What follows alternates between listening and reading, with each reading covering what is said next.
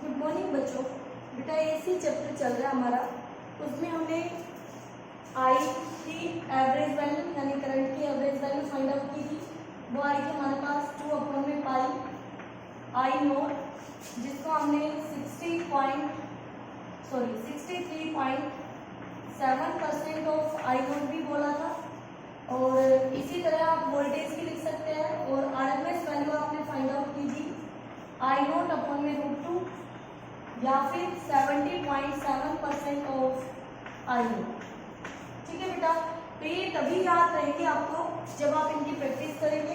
फिर आपको ये भी बताया था कि न्यूमेरिकल्स में अगर ये गिवन ना हो कि आरएमएस वैल्यू है या एवरेज वैल्यू है या पीक वैल्यू है, तो वहां पर कौन सी वैल्यू लेंगे, हम उसको आरएमएस वैल्यू लेके चलेंगे। ठीक है, तो देखिए आप नया टॉपिक स्टार्ट हो रहा है फेजर। फेजर क्या होता है बेटा? फेजर जो है वो एक रोटेटिंग वेक्टर है, रोटेटिंग वेक्टर। और इनको हम किस लिए यूज करते हैं? जो फिजिकल क्वांटिटी साइनोसॉइडली, साइन और कोस के फॉर्म में आप रिप्रेजेंट करते हो, sinusoidally change with time, change with time, जो टाइम के साथ साइनोसॉइडली चेंज हो, यानी जिनको हम साइन और कोस के टर्म में रिप्रेजेंट करते हैं, उन फिजिकल क्वांटिटीज को रिप्रेजेंट करने के लिए हम जिन रोटेटिंग वेक्टर्स का यूज करेंगे, यूज करते हैं, वो हमारे फेजर कहलाते हैं। क्या कहलाते हैं? फेजर कहलाते हैं। ठीक है, तो यहाँ पर जो एसी करंट है, बेटा आवाज नहीं करनी है, यहाँ पर जो एसी करंट है और एसी वोल्टेज है, दोनों ही साइनोसॉइडली चेंज होते हैं टाइम के साथ। तो एसी करंट और एसी वोल्टेज को हम रिप्रेजेंट करने के लिए फेजर की हेल्प लेंगे, यानी रोटेटिंग वेक्टर्स, जिनकी हेल्प से हम करंट और अपनी वोल्टेज को रिप्रेजेंट करेंगे। ठीक है, अब आता है फेजर डायग्राम। फेजर डायग्राम क्या होता है? फेजर डायग्राम बेटा रोटेटिंग वेक्टर्स के बीच फेज रिलेशनशिप रिप्रेजेंट करने के लिए हम फेजर डायग्राम को यूज करते हैं। तो फेज रिलेशनशिप बिटवीन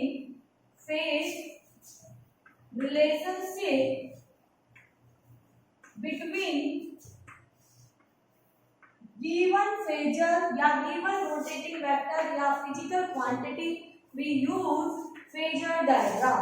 ठीक है, तो फेज रिलेशनशिप यूज करने के लिए, रिप्रेजेंट करने के लिए हम फेजर डायग्राम की हेल्प लेते हैं। ठीक है, तो अब आप चल के आपने कितने तरह के, एक तरह से डिवाइसेस पढ़ लिए हैं बेटा। एक रजिस्टर पढ़ा है आपने आर, ठीक है, एक आपने कैपेसिटर पढ़ा है सी, एक आपने इंडक्टर पढ़ा है बेटा ये एल।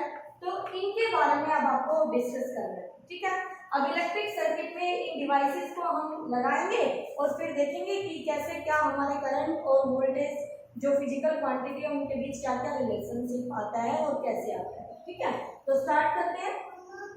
सबसे पहले हम लेंगे हमारा प्योर रेजिस्टिव सर्किट। हाँ जी, देखो आवाज नहीं करो। चलो बेटा, सबसे पहले आता है हमारा कि AC circuit having resistance only. AC circuit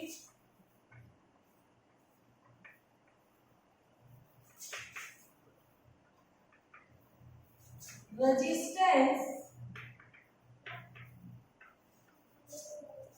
only. तो बच्चों इस सर्किट को हम प्योर रेजिस्टिव सर्किट कह सकते हैं। प्योर रेजिस्टिव और नॉन इंडक्टिव या नॉन कैपेसिटिव। ठीक है, तो अब हमारे पास एक सर्किट होगा जिसमें हम अपना रेजिस्टेंस लेके चलेंगे विद एसी सोर्स के साथ। ठीक है, तो ये है बच्चों हमारा रेजिस्टेंस। ओके, और हम फेज रिलेशनशिप पढ़ना चाहते हैं करंट और वोल्टेज के बीच में। तो देखते हैं, और ये है हमारा एसी सोर्स, ठीक है, ओके। तो ये एसी सोर्स है, तो इसका EMF E equal to E naught sine omega T हमने ले लिया है, और ये हमारा रेजिस्टेंस है आर, ठीक है। तो बेटा एसी सोर्स जो ईएमएफ आपका जो वोल्टेज है, AC voltage E equal to E naught sine omega T, इसको हम इक्वेशन 1 मान लेंगे। अब हमें करंट तक पहुंचना है, और यहाँ पर जो हमारा एप्लायंस लगा हुआ है वो रेजिस्टेंस है, रजिस्टर है, उसके थ्रू यानी कि ई में आर में और करंट में एक रिलेशन होगा, और वो आपको मालूम है बेटा I equal to E by R, ठीक है। एज करंट क्या होता है, वोल्टेज अपॉन में रेजिस्टेंस, ठीक है। तो I इक्वल टू ई की value E naught sine omega T upon में हमारा आर आ जाएगा बेटा। अब हमें पता है इस वेव फंक्शन के अलावा यहाँ जो टर्म होती है वो उस वेव का एम्पलीट्यूड होता है, तो ये करंट के लिए है ये वेव, ठीक है। तो यहाँ पर ये इक्वेशन क्या बन गई आपकी, I know sign omega T, equation 2। अब हम दोनों इक्वेशन को अच्छे से रीड करते हैं कि दोनों इक्वेशन में क्या है। ये वोल्टेज इक्वेशन है, ये एसी करंट की इक्वेशन है, ठीक है। यहाँ पर साइन ओमेगा टी फंक्शन है, यहाँ पर भी साइन ओमेगा टी फंक्शन है। यहाँ कोई आपको और कोई चेंजेस नहीं मिल रहे हैं इसमें, बेटा आवाज नहीं करो, दोनों दूर दूर हो जाओ, ठीक है। तो यहाँ पर बेटा दोनों को जब कंपेयर किया तो दोनों में फेज डिफरेंस, हमें कोई फेज डिफरेंस नजर नहीं आ रहा, यानी जैसी वेव फॉर्म इसकी होगी वैसी ही वेव फॉर्म इसकी होगी, ये इसके बिल्कुल साथ साथ चलेगा। तो फेजर डायग्राम भी बनाएंगे और वेव फॉर्म भी बनाएंगे। तो देखना फेजर डायग्राम क्या होगा, फेजर डायग्राम। अब यहाँ पर फेजर डायग्राम बना रहे हैं, ये आपका टाइम, ये करंट और वोल्टेज इधर यानी ई, ठीक है बेटा। तो यहाँ पर अगर इसके लिए मैं ये वाला वेक्टर यूज करती हूँ, रोटेटिंग वेक्टर, तो ये इसका ओमेगा टी हो जाएगा बेटा, ठीक है। ओमेगा टी पर ये हमारा ये वैल्यू हमारी ई नोट को रिप्रेजेंट करेगी, मैक्सिमम वैल्यू को, this is E note, okay. तो ये हो गया वोल्टेज फेजर। अब उतने ही एंगल पर, जितने एंगल पर हमारा वोल्टेज है उतने ही एंगल पर हमारा करंट का वेक्टर आएगा, तो ओमेगा टी पर यही बनेगा। इसका मतलब मैं बस थोड़ा छोटा दिखा दूंगी क्योंकि मुझे अलग अलग शो करने हैं। तो ये हो गया हमारी आई नोट की वैल्यू। तो दोनों वेक्टर हमने शो कर दिए, रोटेटिंग वेक्टर। तो दोनों सेम एक साथ साथ चल रहे थे, तो दोनों वेक्टर एक दूसरे के बिल्कुल सेम पोजीशन पे आते हैं। तो दोनों के बीच जो फेज डिफरेंस है वो क्या हो जाएगा, 0 हो जाएगा। वेव फॉर्म बनाए तो वेव फॉर्म देख लीजिए, ये हमारा टाइम, करंट और वोल्टेज, ठीक है। साइन ओमेगा टी किसकी वेव चलेगी, साइन की, तो साइन की वेव चलेगी। तो देखिए बेटा साइन की वेव चलाते हैं, साइन 0 पे 0,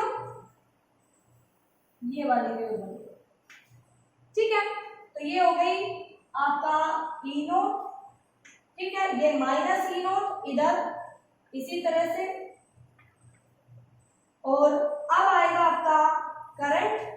तो करंट के लिए बिल्कुल साथ साथ चलेगा, बट हम थोड़ा सा इसे एम्पलीट्यूड कम दिखा देते हैं, अलग दिखाने के लिए, जैसे हमने यहाँ भी वेक्टर को थोड़ा छोटा दिखाया, ठीक है। लेकिन जिस टाइम पर ये 0 पे है वोल्टेज, उसी टाइम पर करंट भी 0, जिस टाइम पे वोल्टेज मैक्सिमम पर करंट भी मैक्सिमम पर, ऐसे ही ये दोनों साथ साथ चलेंगे। तो ये हमारी किसकी वैल्यू हो गई, आई नोट मैक्सिमम करंट। तो ये आ गई आपकी I equal to I naught sine omega T, और दूसरी इक्वेशन आ गई E equal to E naught sine omega T, ठीक है बेटा। तो ये है इसकी वेव फॉर्म। एग्जाम में आ जाता है फेजर डायग्राम बनाना और वेव फॉर्म ड्रॉ करनी। तो ये हमने किसके लिए डिस्कस किया। किया है बच्चों, प्योर रेजिस्टिव सर्किट के लिए डिस्कस किया है। ठीक है, अब चलते हैं नेक्स्ट के लिए। नेक्स्ट है हमारा, मैं इसको इरेज कर देती हूँ, प्योर इंडक्टिव। इंडक्टिव लेके चलेंगे, यानी इंडक्टर है हमारे पास। अब उसमें देखेंगे, इसमें तो करंट और वोल्टेज दोनों साथ साथ चल रहे हैं, यानी कि ना करंट आगे ना वोल्टेज आगे, जैसे करंट वैसे वोल्टेज। ओके, तो अब देखते हैं pure inductive circuit. Pure inductive circuit, ठीक है, आप उसको नॉन रेजिस्टिव भी कह सकते हैं, नॉन रेजिस्टिव सर्किट। ओके बच्चों, अब देखना ध्यान से बेटा, इंडक्टर आपका ऐसा होता है, ये आपकी इंडक्टर की फॉर्म है। ठीक है, तो एक इंडक्टर हमने ले लिया अपने सर्किट में, और ये हमने अपना एसी सोर्स लिया। एसी सोर्स आपको बताया था कैसा होता है, E equal to E naught sine omega T, और ये हमारा इंडक्टर का इंडक्टेंस L हो गया। ठीक है, तो बेटा अब हमें देखना है कि इंडक्टर के लिए, जब हम सिर्फ इंडक्टर लगाएंगे तो इंडक्टर के लिए उसके करंट और वोल्टेज के बीच में क्या रिलेशन है। तो शुरू करते हैं। S voltage, AC voltage, AC voltage E equal to E naught sine omega T, इसको हम इक्वेशन 1 मान लेंगे बेटा। ठीक है, अब हमें एक रिलेशन ढूंढना है जो ईएमएफ में, एल में और आई में हमें एक रिलेशन देता हो। ठीक है, तो वो रिलेशन क्या है हमारा बेटा, ईएमएफ इक्वल टू आता है L D I by D T. बोलो बच्चों, यही आता है, बिल्कुल यही आता है। इंड्यूस्ड ईएमएफ इक्वल टू आता है L D I by D T, as we know. ठीक है, तो यहाँ से हम इसको रीअरेंज करेंगे तो डी आई इक्वल टू हो गया हमारे पास ई बाई एल इंटू में D oh, okay D T. ठीक है, बट ई इक्वल टू ऊपर से इक्वेशन 1 को यहाँ पुट कर देते हैं, तो यहाँ दोबारा लिखने की जरूरत नहीं है। तो D I equal to E naught sine omega T D T, और इसके डिवाइड में कौन आ गया, एल। ठीक है, अब इसको इंटीग्रेट कर लेते हैं टोटल के लिए, तो इंटीग्रेट कीजिए, तो यहाँ पर आ गया आई, इंटीग्रेशन किया ई नॉट बाई एल बाहर, integration sign omega T D T, तो हम इसको इंटीग्रेट करेंगे अब।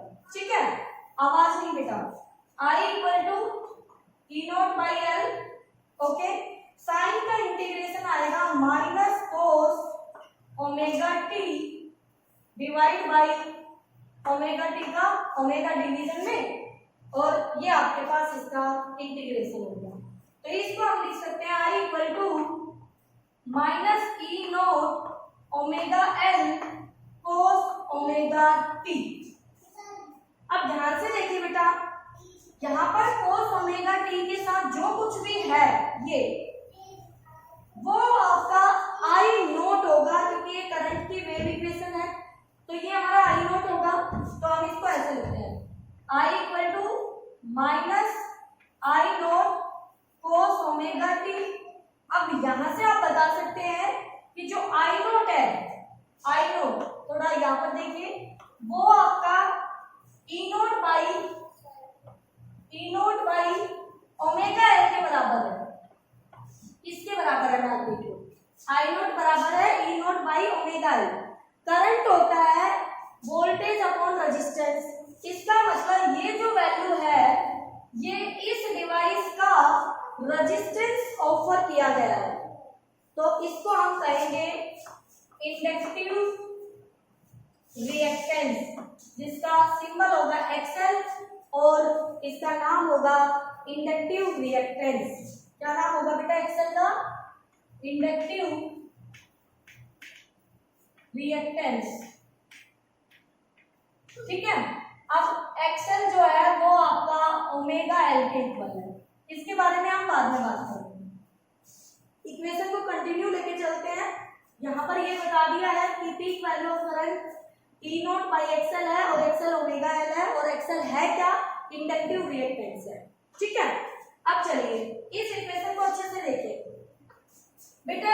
इसको इक्वेशन 1 के साथ कंपेयर करना थोड़ा डिफिकल्ट है, तो साइन ओमेगा टी की फॉर्म यहाँ है, अगर मैं इसको किसी तरह साइन में चेंज कर दूं वो उसकी बजाय, तो मैं उसको इजीली कंपेयर कर पाऊंगी।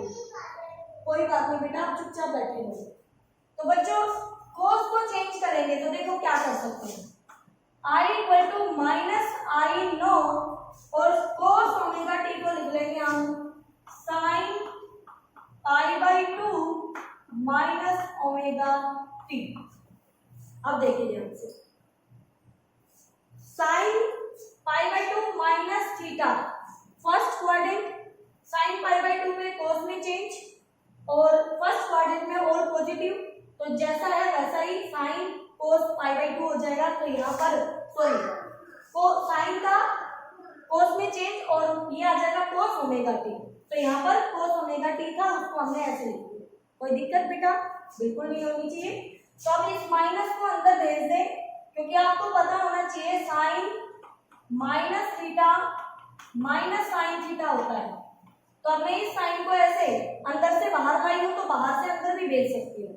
तो अब इसी को हम अंदर भेजेंगे, तो देखिए क्या आएगा हमारे पास, I equal to I naught sine, बेटा ये वाली टर्म माइनस की होगी, ये प्लस की, तो क्या उसको पहले लिख के इसको बाद में लिख दूं, और अब इसको नाम दे देंगे इक्वेशन 2। ठीक है, तो ये आ गई हमारे पास इक्वेशन 2। अब ध्यान से देखिए, इक्वेशन 1 में है E equal to E naught sine omega T, equation 2 में है E equal to I naught sine omega T minus pi by 2, यानी कि इसकी जो वेवफॉर्म होगी दूसरे की वेवफॉर्म तो वैसी ही होगी, लेकिन पाई बाई 2 पीछे होगी। तो करंट, अब यहाँ पर सुन लीजिए, इंडक्टर में करंट पाई बाई 2 पीछे है वोल्टेज से, और वोल्टेज पाई बाई 2 आगे है, तो वोल्टेज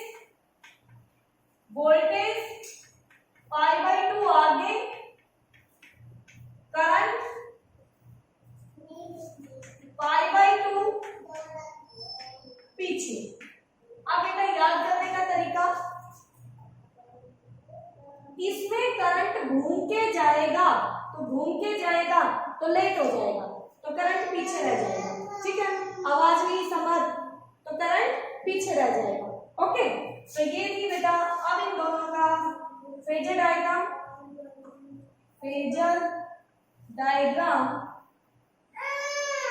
समर आवाज नहीं, मैं क्लास से बाहर कर दूंगी आपको।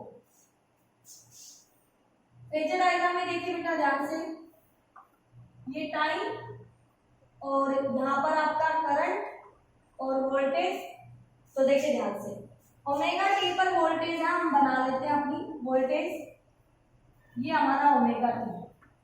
अब इस वेक्टर से पाई बाई 2 पीछे, तो पाई बाई 2 पीछे 90 डिग्री पर, ये हो गया पीछे पाई बाई 2 पीछे, तो ये हमारा कौन आएगा, ये आपका ई था, तो ये हमारा करंट है, तो ये आपका पाई बाई 2 पीछे कौन हो गया बेटा, करंट। ठीक है, अब ये इसका फेजर डायग्राम बन गया। वेवफॉर्म बनानी है, थोड़ा इसको इरेज कर देते हैं वेवफॉर्म दिखाने के लिए। वेवफॉर्म देखिए,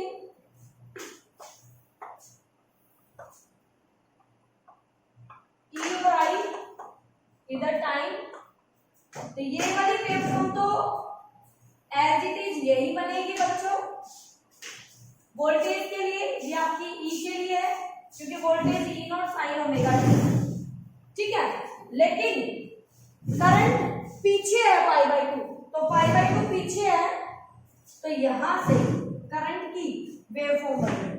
तो ध्यान से बना लेना इसको, आप गलती करनी नहीं है आपने किसी भी तरह से। ये आपकी वेवफॉर्म आ जाएगी करंट के लिए, दिस इज द करंट। ठीक है, तो बेटा इस तरह से आपके पास आएगा प्योर सर्किट पहले हमने रेजिस्टिव पढ़ा, अब हमने इंडक्टिव पढ़ा और इसी तरह से आगे चलेंगे, कैपेसिटिव पढ़ेंगे। ठीक है, तो अच्छे से करो आप इनको।